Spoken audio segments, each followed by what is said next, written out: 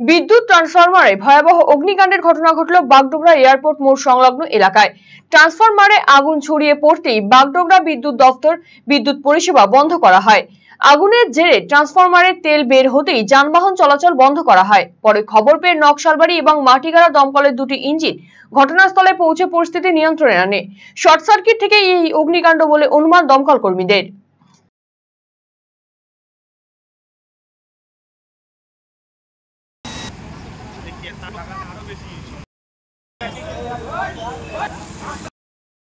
Bagdogra airport মোড় ঠিক PWD office গেটে একটা ট্রান্সফরমার, ইলেকট্রিক ট্রান্সফরমারে হঠাৎ আগুন লাগে।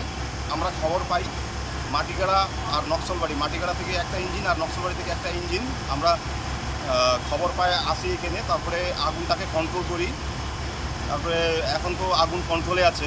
হ্যাঁ, ট্রান্সফরমার টোটালি পুড়ে গেছে, আর ইলেকট্রিক ওদের ফিটিংসগুলো কী আছে ওগুলো পুড়ে গেছে, আর আগুন এখন কন্ট্রোলে আছে, নিয়ন্ত্রণে আছে।